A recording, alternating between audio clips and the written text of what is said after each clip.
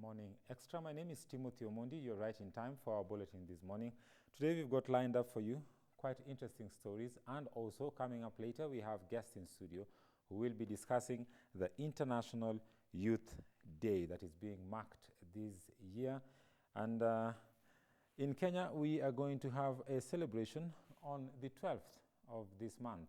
That will come later as I'll be speaking with my guests in studio. The topic or the theme for this year being in terms of transforming the education system in Kenya. That is the theme for the International Youth Day this week. And we hope that we can find meaning in the discussions that we are going to have. And also we hope that you can also keep the conversation going on hashtag GBS Morning Extra. You can also follow us on Facebook, and you can also watch this very episode on YouTube. But first, let's start with our top news of the day. Now, Kenya and Jamaican government are keen on deepening bilateral ties, bilateral and trade ties. President Uhuru Kenyatta, on his 3-day state visit to Jamaica, has signed a couple of MOUs that will steer trade links between the two countries. Our reporter Emmanuel Ouma kickstarts the bulletin for today. President Uhuru was impressed after going to agricultural show in Denbigh, Jamaica. This was 67th agricultural show. He was invited as the chief guest at this occasion. Uhuru and Prime Minister Holness said Kenya and Jamaica will collaborate in exchange of expertise and technical growth in agriculture. Together, we have had the opportunity to visit various stands and displays. And indeed, I must admit that the quality of agricultural produce and livestock that we have seen is quite outstanding. And I take this opportunity to congratulate you, Prime Minister, your government, and indeed the people of Jamaica for the progress that they have made. The types of tropical cattle breed found at the show included Jamaican Hope, Jamaican Brahman, Jamaican Red, and Jamaican Black. The cattle have the hardness of zebu cattle, since it serves as hub for logistics and ICT innovations. Within the African, Caribbean, Pacific, Kenya is a strong supporter of South-to-South cooperation arrangements. Prime Minister Holness said that Kenya and Jamaica have had strong ties from the days of Marcus Garvey. Stanley Minor, GBS TV. That's a story prepared for us by Stanley Minor. Still on the same, we have the Kenya and Jamaican government keen on deepening bilateral ties. And of course, as you've been following up the news, you realize that President Uhuru Kenyatta has been in Jamaica for a 3-day state visit. And in this, the two countries have actually strengthened their bilateral ties. And yesterday, actually, we were able to see pictures of the president attending a function in a stadium that was packed with Jamaicans and Kenyans who live in Jamaica. And here are the highlights. President Uhuru Kenyatta's visit to Jamaica has opened a new window for trade between the two countries. Kenya and Jamaica are now exploring opportunities in import-export market, investment, tourism, agriculture, and financial services. This will be supported by 4 key memorandum of understanding signed during President Uhuru Kenyatta's 3-day state visit to Kingston, Jamaica. They include MOU on cooperation in tourism, political consultation and cooperation, cooperation in sports, culture, and heritage. I believe that today we have taken our bilateral relations to another level with the signing of the Memorandum of Understanding on political consultations, as well as the framework for cooperation that we have just witnessed our 2 ministers sign. The Kenya National Chamber of Commerce and Industry and Jamaica's Chamber of Commerce and Industry have expressed interest in deepening trade ties. Jamaica continues to lag behind the rest of the Latin American and Caribbean region when it comes to trading across borders. It ranks 27 of 32 economies in Latin America and Caribbean region and 134 out of the 190 economies in the World Bank's Doing Business report for 2019. Kenya is ranked 61 in the World Bank Ease of Doing Business 2019 report. The two governments have agreed to hold regular dialogues on trade, agriculture, tourism, and health. Kenya is also keen on partnerships in the blue economy and air transport.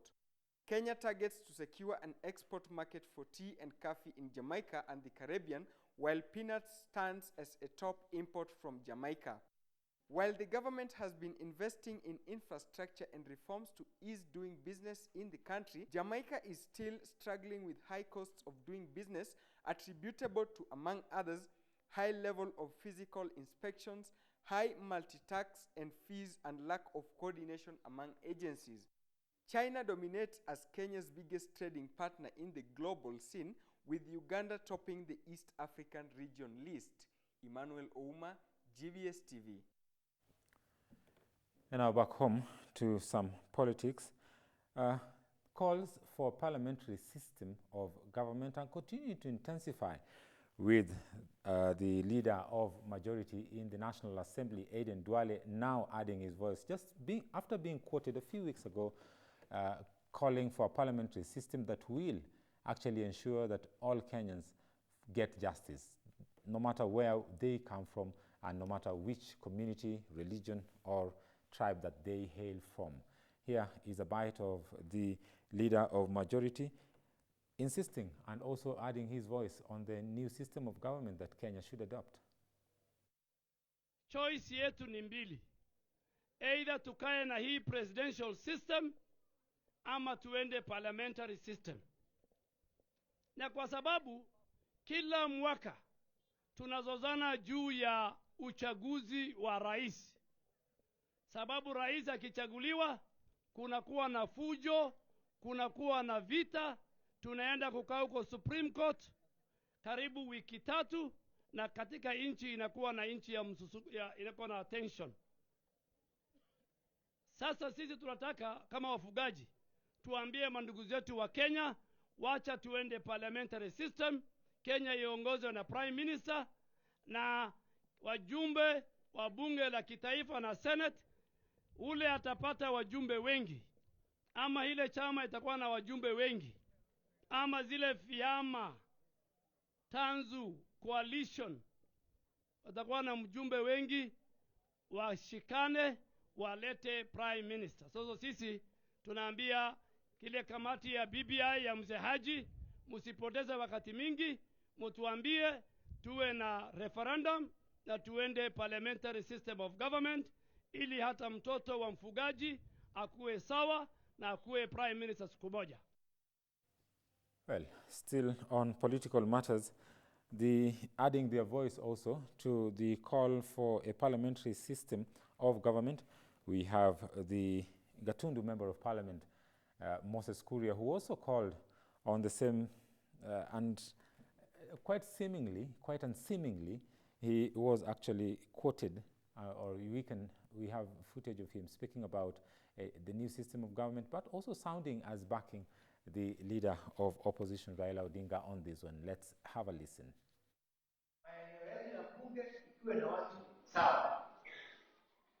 Kama hapa Kigumo na Garissa masuala na Garissa baadhi hivi majilizo na wanataka sasa tukue parliamentary system. Angalia mwanene akienda kupiga kura ya kusema nani atakuwa kiongozi, atenda yeye ndio asimame, tuchaguane sawa. Over my dead body, we shall never have a parliamentary system mpaka sisi zote tukue tuko sawa. Unajua hapa, sisi kama mnajua mbunge wenu wa pili hapa alikuwa nani? Hapa mbunge wenu wa kwanza Kigumo alikuwa mzee, alikuwa rais wa Kariuki Jili. Halafu Kariuki Jili watu wakiamua akajipenda, wakati Kenyatta aliachiliwa kutoka huko Kapenguria, mtu ambaye alimuondokea kiti ni Kariuki Jili, na Kenyatta akakuwa mbunge wa Kigumo. Na sasa hiyo kiti na Bianga huko Mwaniki, hii kiti amekalia yeye na mimi tuko na kitu moja sawa. Kenyatta alikuwa kutoa Now to the National Assembly, where there was drama and the Speaker of the National Assembly was forced to eject a couple of women representatives from the House. Now, this was brought about after the Kwale women representative Zuleka Hassan walked into the debating chambers with a baby. Now, other women representatives or other women MPs tried to defend her from, being ejected from the House, but the Speaker was very clear and the women representative had to be ejected, and according to the Leader of Majority also in the House, that the baby was a stranger in the House, as it is unconstitutional for there to be an additional person who is not in the Constitution in the House. Let's have a listen to this.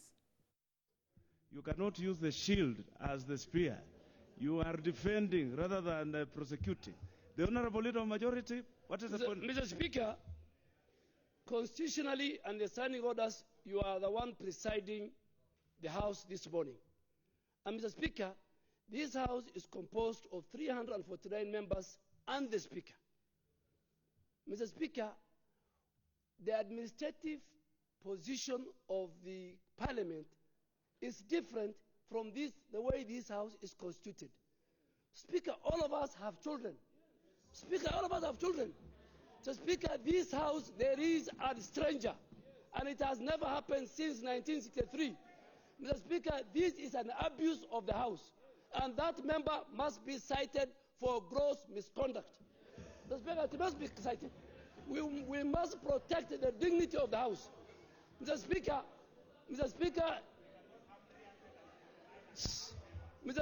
we cannot have 349 Order members. Order members. Yeah, Mr. Speaker. And Mr. Speaker... Order. The Leader of Majority is on a point of order. I am on a point of order. Yes. Mr. Speaker. Order members. The Honorable Mr. Kaluma. Speaker. The Honorable Kaluma. The Honorable Kaluma, this is...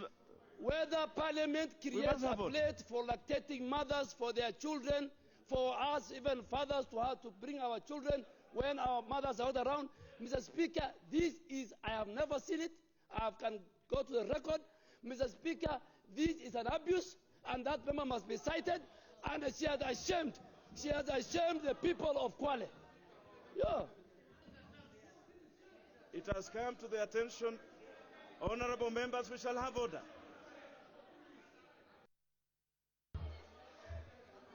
The Honorable Zuleka withdraw from the chamber. Sergeant at Arms. The Honorable Zuleka, you are out of order. 107. Honorable members. Order. Order. Order. The Honorable Atandi, you are out of order. Sergeant at Arms.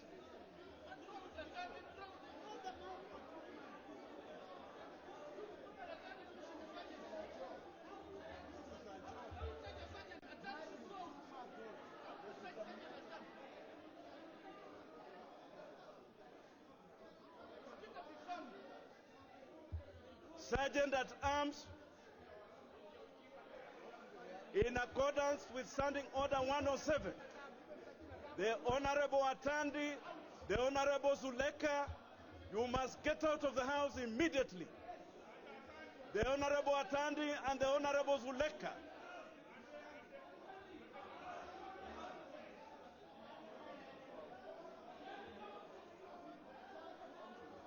The Honorable Atandi, you are out of order.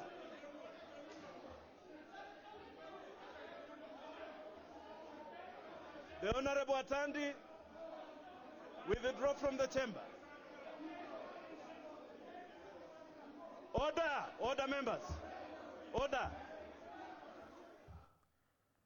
Well, quite interesting and chaotic, and indeed a honorable House, to say the least.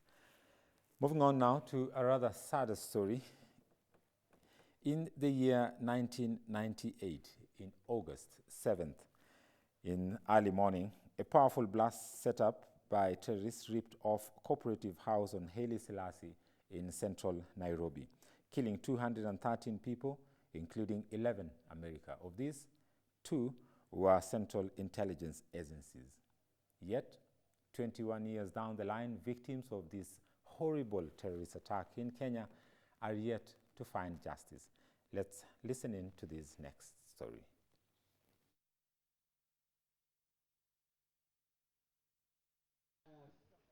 Nipate pesa tunaenda na hospitali tunaweza.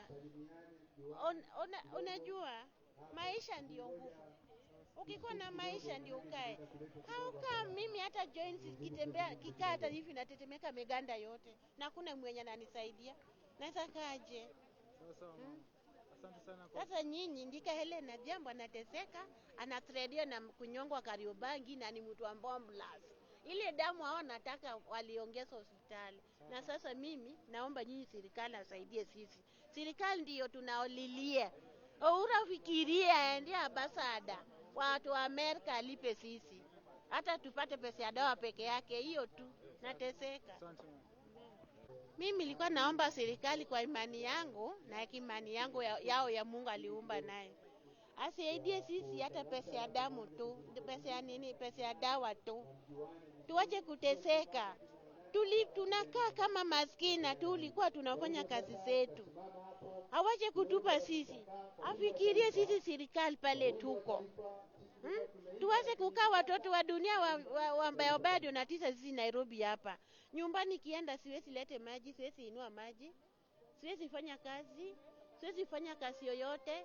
Hii ni lawyer ambaye ako huko Amerika anaitwa Mussolino. Kuzalete manjina hapa ya watu ambao wanakumbalika walipwe.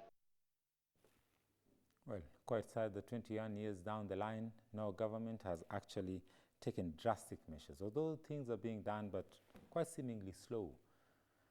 Well, away from that story, actually that story brings us to the end of this segment of News Highlights. We now take a short break. When we come back, we are going to have guests in studio who are going to help us discuss about the International Youth Day 2019 with the theme of transforming education. See you in a bit.